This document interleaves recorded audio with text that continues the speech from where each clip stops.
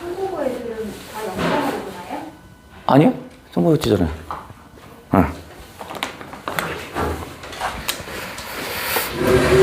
자, 38에 봤더니 우리 현진건의 거식이 뭐야? 고양이 실렸군요. 고양이.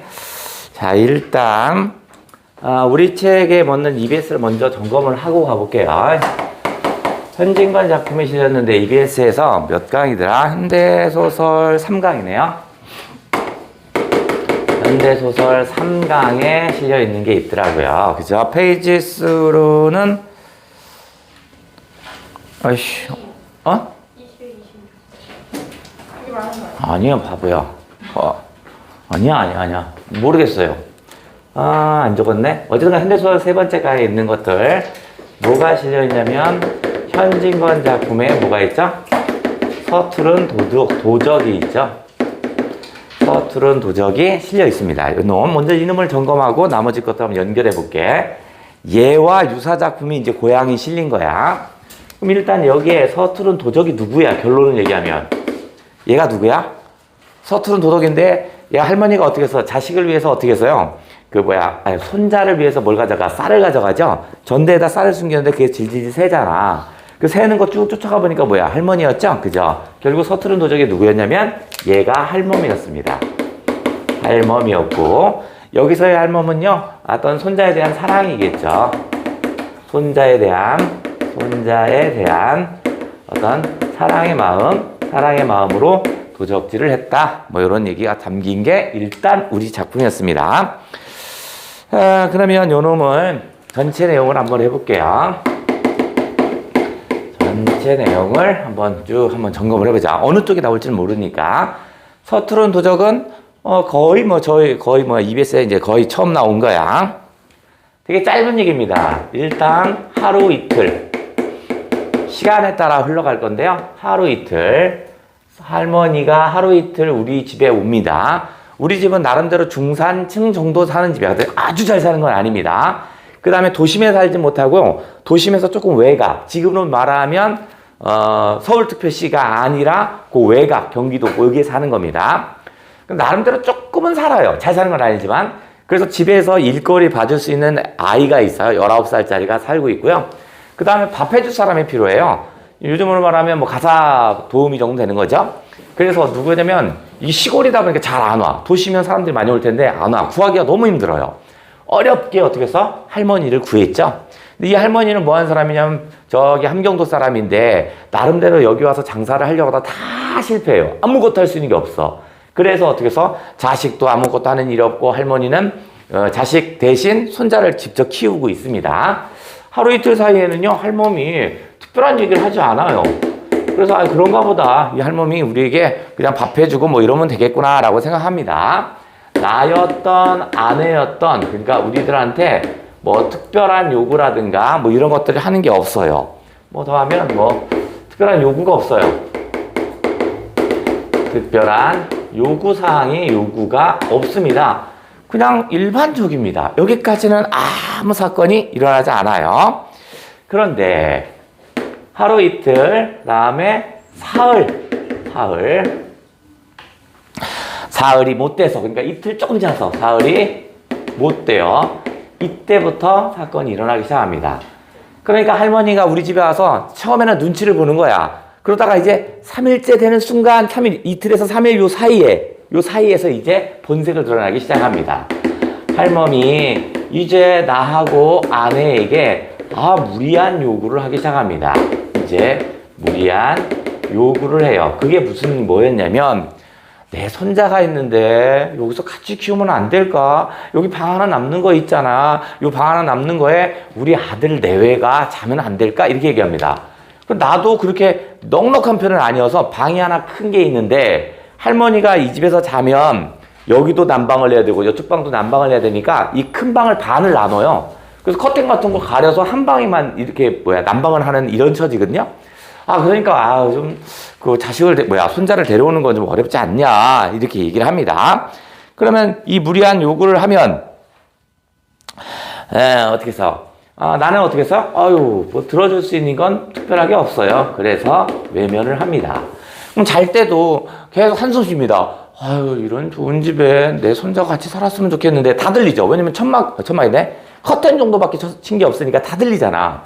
그 다음에 나하고 아내가 다 잠들면 아무 소리도 안 하는 것 같은데 이상하게 내가 눈을 떴다 이런 생각이 들면 한숨이 할머니가 막 나오기 시작합니다. 뭐 아주 그냥 집요하게 계속 합니다. 그래도 나는 어떻게 했어? 계속 외면을 합니다. 할 수 있는 처지가 안 되니까. 그래서 이제 할머니가 자 여기서 쭉 내려와서 한 열흘쯤 됐습니다. 열흘쯤 되기 전. 그러니까 여기 요 사이 할머니는 요구를 하다가 이상하게 왜 안 들어주는 이유를 할머니 나름대로 어떻게 생각하냐면 이 집에 아까 이라는 애가 있다고 그랬죠. 그죠? 어디 있더라? 뭐 없나? 우리 집엔 없구나. 이라는 애가 있다지. 19살에서 우리 집에 그 막노동 허드렛 일을 하는 남자애가 있다 그랬잖아. 그래서 어떻게 해서 그러면 그 허드렛 일을 하는 그 놈이 없어지면 내 손자가 올 수 있겠구나라고 생각합니다.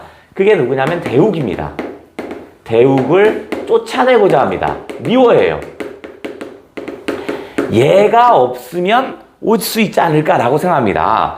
그러니까 아내가 그전까지 아내가 할머니의 안쓰러워합니다.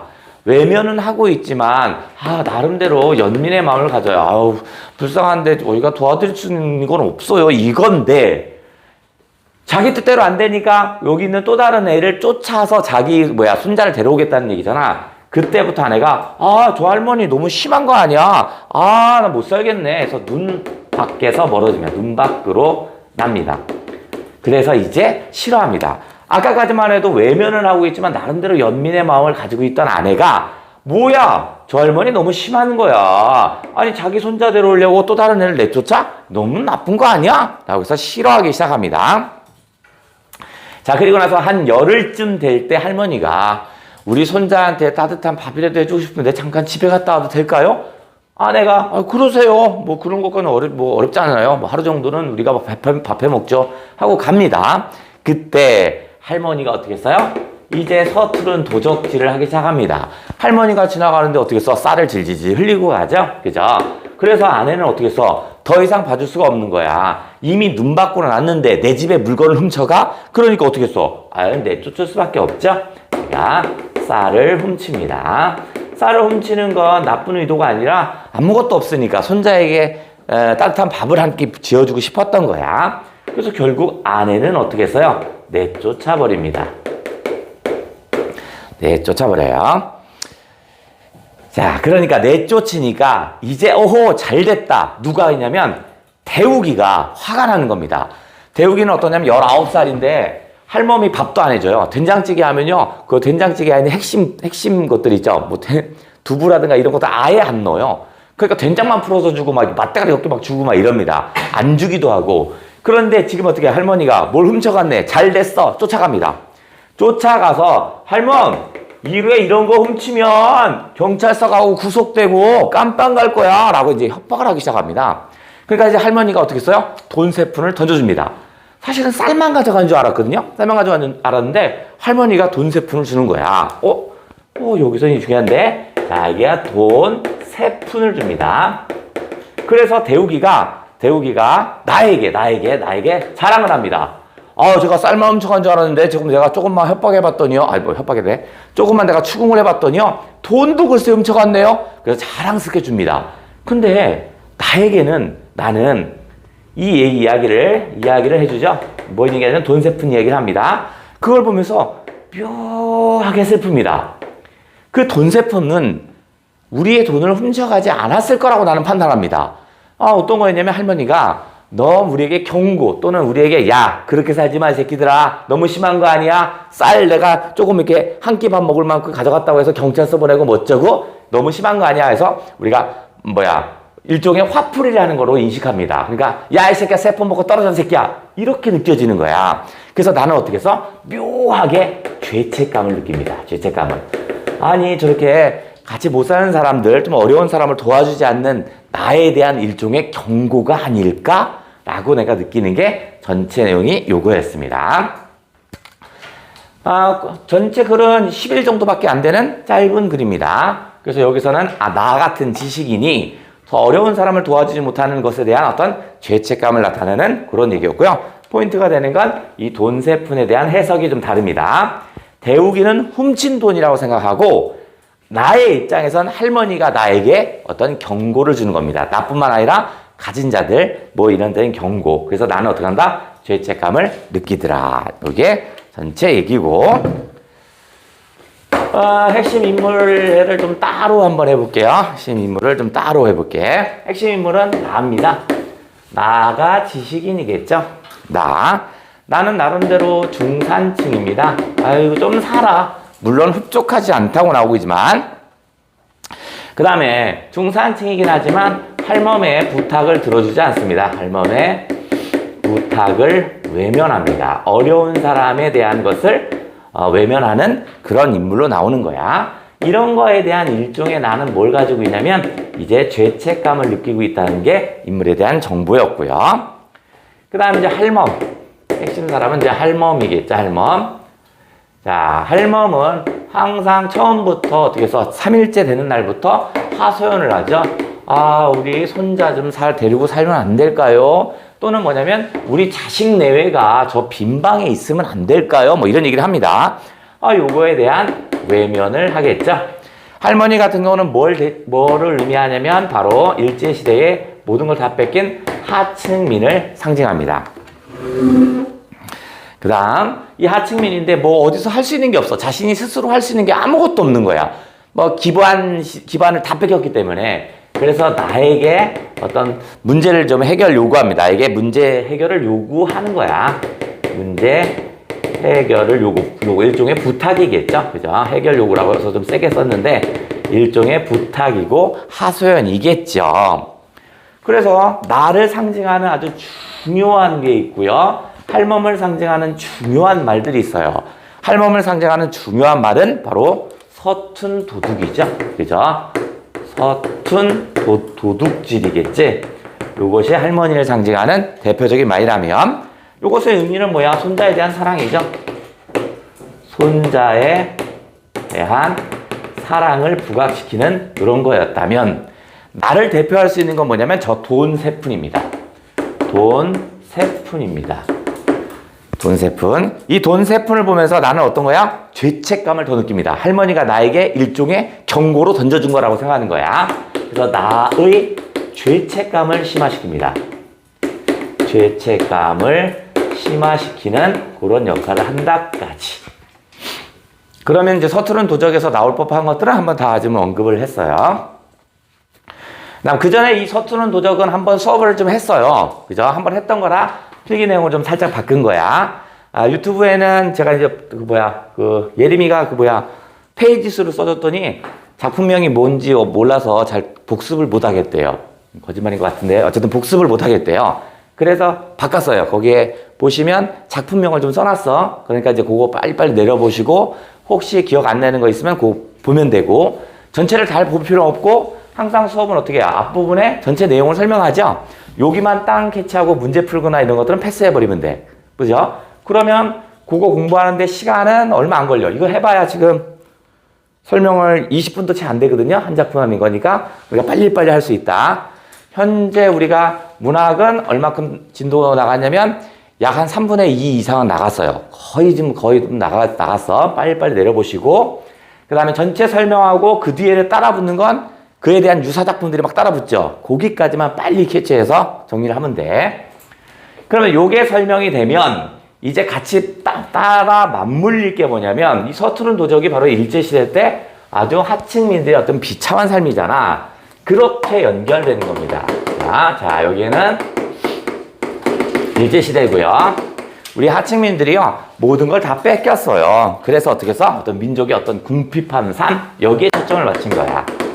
민족의 궁핍한 삶에 초점을 맞춰서 현진건의 고향이 지금 실린 겁니다. 그래 그러면 고향 하나 하고 그 다음에 또 다른 것이 뭐가 있는지 또 한번 찍어보자고요. 자 일단 첫 번째 봐둬야 할 작품은 현진건이 나왔으니까 작가 연기도 할 수 있으니까 현진건이 먼저 나왔고, 자, 고향이라는 작품을 먼저 해보자고요. 현진건의 고향은 액자식 구성을 가지고 있습니다. 액자식 구성을 가지고 있더라. 됐다? 그래서 일단 박강 이야기를 하면 내가 지금 대구에서 바로 서울행 기차를 탑니다. 대구에서 지금 어디냐면 서울행 기차.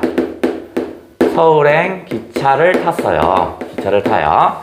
그래서 움직이고 있는데 거기서 내가 만납니다. 누굴 만나냐면 내가 그를 만납니다. 그를 만나요.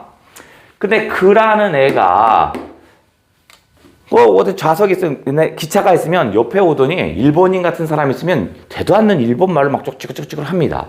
그러니까 옆에 사람 일본인이 막 싫어해요. 그 다음에 또 어떤 중국인 같은 사람이 생긴 사람이 있으면 그 옆으로 앉아서 또 중국말을 되도 않는 걸 막 합니다. 그러니까 조금은 말을 좀 하고 있는 것 같아요. 근데 중국인도 싫어하고 가요. 또 조선 사람 조선 얘기하는 거야. 그래서 야, 저 속된 말로 왜 이렇게 나대지? 아우, 못마땅합니다. 아니, 기차를 탔으면 조용히 여행이나 할 것이지 왜 자꾸 나대는 거야? 라고 처음엔 생각해요. 그런데 복장을 봤더니 위에는 중국식 복장입니다. 이렇게 된 중국 옷이잖아. 그거고요. 밑에는 한복입니다. 근데 신발은 남학신 같은 걸 또 끌고 다니는 거야. 이거 뭐야? 이거 한중일 다 있네? 야, 이거 묘한 호기심이 생깁니다. 와, 이거 뭐 하는 놈이지? 라고 생각합니다. 처음엔 그에 대한 못마땅한 마음이 생기다가 묘한 호기심이 생겨요. 얘가 왜 삼국의 옷을 다 입고 있지? 그러면서 물어봅니다. 근데 댁은 뭐 이름이 뭐요? 어디서 왔어? 이렇게 물어보기 시작하는 거야. 그러면서 이제 그가 나에게 자신의 이야기를 합니다. 자신의 살아온 이야기들을 해주는 거야. 그게 안 이야기입니다. 그러면 이제 그 이야기들이 나오겠죠? 자, 이야기들이 나오는데 그는 나름대로요, 소작을 하면서 살아갑니다. 근데 일제시대가 되면서 이제 소작도 힘들어져. 왜냐면 동양척식 주식회사가 들어오면서 걔가 뛰어가고 지주가 뛰어가고 못 뛰어가니까 이제 100원 벌면 50원 지주해주고 50원 먹었는데 100원 50원 지주가 먹고 50원 동양척식 주식회사 가져가니까 없네. 그러면 농사 지으려고 비료가 뭐가 들어갔을 거 아니야. 그럼 마이너스. 그 또 마이너스. 또 마이너스. 이런 젠장 못 살겠는 거야. 그래서 무척 궁핍한 삶을 살기 시작합니다. 그런데 거기에서 그가 좋아하는 여자가 있었어요. 결혼을 하려고 합니다. 근데 어느 날 자신은 떠나겠대요. 나를 두고 떠나다니 그게 무슨 말이냐. 나랑 평생 같이 살기로 했는데 무슨 말이냐라고 해요. 그랬더니 그녀가 얘기합니다. 사실은 우리 아버지가 빚을 졌다. 그래서 난 팔려고 하는 거다라고 얘기합니다. 그러면 너 나 그 빚을 갚아줄 수 있니? 라고 해요. 그랬더니 그가 아무 말도 하지 않습니다. 아무 말도 하지 않는다는 건 뭐야? 결국 팔려가는 걸 그대로 방치하는 거죠. 그죠? 그러면서 그의 여자친구는 술집으로 팔려갑니다. 그리고 나서 얘도 더 이상 살 수 있는 기회가 없어요. 근데 소문을 들어봤더니 서간도로 가면 살만하대요. 왜냐면 거기 가면 뭐냐면 땅을 개척해서 지가 열심히 하면 살 수 있대요. 옳거니 그래서 서간도로 이주합니다. 서간도로 이주를 해요.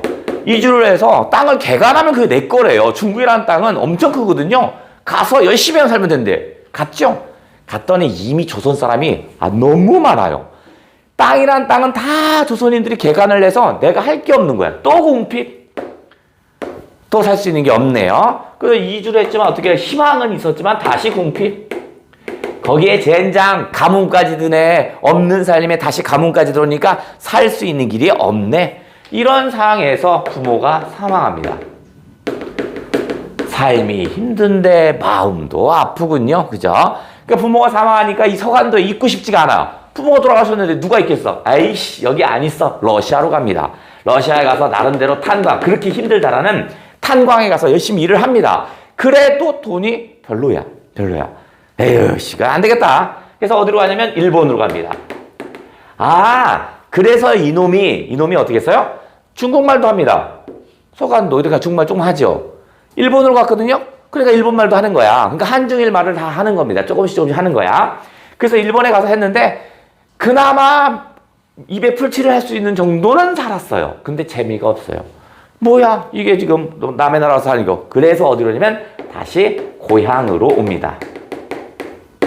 고향으로 돌아와요. 고향으로 돌아왔더니 먹고 살 수 있는 건 아무것도 없잖아. 그죠? 돌아다닙니다. 돌아다니다가 어디서 많이 본 여자가 저기 있어요. 그래서 묘하게 쳐다봅니다. 쳐다봤더니 뭐 있어? 예전에 헤어졌던 자신의 애인입니다. 그래서 딱 봤더니 뭐 아주 초라하고 병든 모습입니다. 늙고 초라한 모습이야. 시간이 많이 흘렀죠? 늙고 초라한 모습이야. 그래서 딱 봤을 때 상상을 합니다. 왜 그랬을까? 술집에 분명히 팔려갔는데 딱 봤더니 병든 거야. 그래서 술집에서 버린 겁니다. 버려진 거야. 그래서 거기서 뭐 묻거나 하지 않아. 왜냐면 서로 얼굴을 봤더니 걔의 처지들을 다 알 수 있어요. 그래서 어떻게 해서 헤어집니다. 그냥 헤어집니다. 그녀와의 오랜만에 만났다 해후. 그래서 딱 보는 순간 걔의 삶의 처지를 다 알겠어요. 그래서 특별하게 물어보지 않아요. 그리고 나서 이제 다시 바깥으로 옵니다. 그러면서 그 얘기를 들으면서 그가 노래를 부르기 시작합니다. 그가 이거 노래를 불러요. 민요를 부르죠. 그 민요 내용이 어떤 거냐면 내 땅을 빼앗겨서 커다란 길이 되고 얼굴이나 반반한 여자애들은 다 술집으로 팔려가고 뭐 이런 노래를 부르는 겁니다. 그러니까 당시의 처지를 그대로 드러나는 노래를 불러줘요.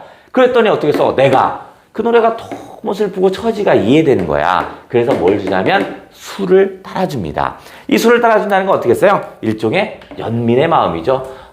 제가 뭐 할 수 있는 게 아무것도 없군요. 미안해요. 뭐 이런 얘기잖아. 그러면서 내가 딱 떠올랐더니 그의 모습에서 뭐가 떠오르냐면 그가 바로 뭐야? 조선의 얼굴이었습니다 하고 나가 떠오릅니다. 그가 바로 조선의 얼굴이었고요. 그녀가 바로 뭐야? 조선 여인의 얼굴이었던 거야. 즉 단순히 하나의 그가 아니라 조선민족 전체였군요. 조선인들의 어떤 일제시대 민족의 궁핍한 삶을 그대로 드러냈죠. 그러니까 서투른 도적과 같이 연계시켜서 요놈이 실린 거야. 얘 의도는. 자, 그러면 하나 더 해보자. 이번에는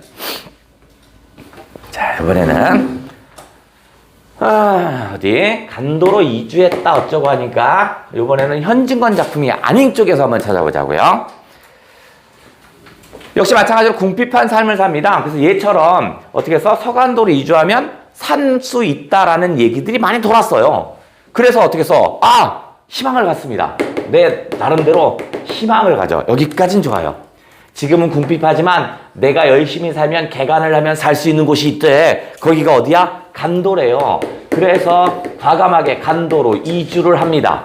저한 모든 가족들을 데리고 이주합니다. 왜냐면 간도 황무지를 개척하면 되니까. 황무지를 개척하면 왜 나 열심히 일할 거거든요. 이거 개척하는 순간 어떻게 써? 내가 나름대로 어떻게 써? 궁핍한 삶을 벗어난다고 생각합니다. 궁핍한 삶을 벗어난다라고 판단을 하는 거야. 그래서 간도로 이주를 합니다.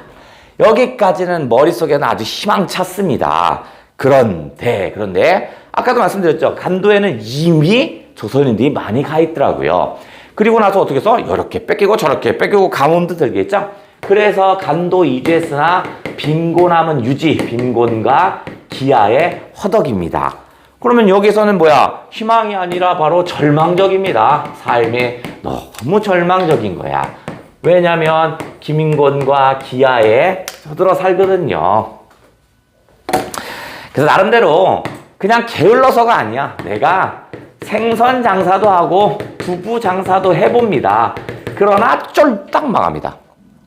그 다음에 너무 사는 게 힘드니까 산에 올라가서 나무를 베어서 그 땔감으로 팔면 되잖아. 그런데 나무 주인이 갑자기 나타나요. 야, 그거 내 건데 왜 가져가? 그래서 어떻게 해요? 경찰서 끌려갑니다. 나무 도적질까지 해서 아주 고난을 받습니다. 그 다음에 내가 누구냐면 바로 박군이야. 박군. 그런데 어느 날 박군이 막 쩔쩔 굶고 배고파 죽겠는데 아내가 아궁이에서 막 뭘 먹고 있는 거야.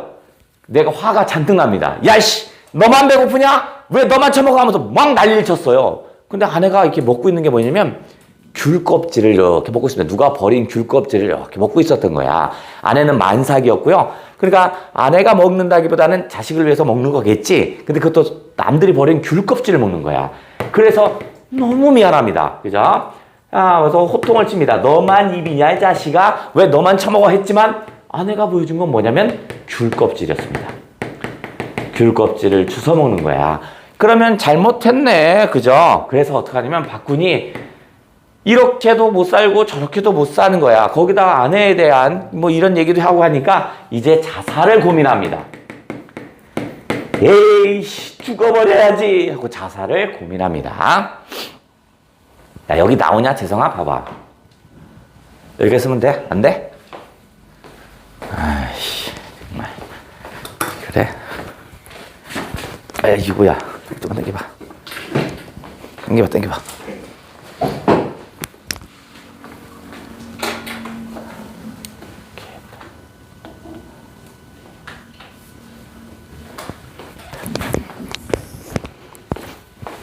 자, 자살을 고민한다까지 했죠.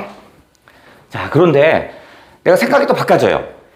자살을 해서 뛰어내려서 죽으려고 가만히 생각해보니까 나 죽으면, 아내는, 나 죽으면, 그 다음에 가족들은, 부모는 어떻게 생각하는 거야? 해결이 안 되죠? 야, 이건 아니다. 나 혼자 죽어서 될 수 있는 게 아니야. 이 구조를 끊지 않으면 어차피 가난은 되물림 된다는 생각을 해요. 그래서 내가 뭐 하냐면 이제 의지를 갖습니다. 해결하자. 입니다. 그래서 뭐 하냐면 XX단에 가입합니다. XX단에 가입해요. 나름대로 의지를 표현하는 겁니다. 그러면 요 XX단이 뭔가 봐야겠구나. XX단은 얘가 사회주의 투쟁단체입니다. 사회주의 투쟁단체입니다. 즉 얘는 사회 구조자, 가진 자가 모든 걸 소유했기 때문에 못 갖는 거야. 그러니까 그걸 벗어날 수 있는 건 그 구조를 바꿔야 되죠. 얘가 생각했던 구조를 바꾸는 건 뭐냐면 사회주의인 거야. 사회주의는 어떻게 해서 모두 다 일괄 몰수를 해서 다 나누게 되죠. 여기에 XX단에 가입해서 해결을 하겠다. 뭐 요런 얘기입니다. 됐죠? 자, 요거의 제목은 뭐죠? 이거는 자신의 자전적인 소설이라고도 합니다. 이게 뭘까요? 초성은 트트그. 뭘까요? 처음 듣는 얘기예요? 아닐 텐데 이것들? G 맞아요. 맞았어요. 탈출기였습니다. 여러분 탈출기였고요. 누구 거였냐면 최서혜입니다. 여기서의 박군은 바로 최서혜입니다. 최서혜가 실제로 이랬다고 합니다. 만삭인 아내가 귤껍질 주워 먹는 걸 보고 호통쳤다가 정작 보고 나서 죄책감을 많이 느꼈고 뭐 이런 것들. 그 다음에 최서혜도 XX단에 가입을 합니다. XX단이 아니라 사회주의 노동단체겠죠. 여기에 가입했던 그런 내용이 있더라. 자, 그 다음에 하나만 더 해볼게요.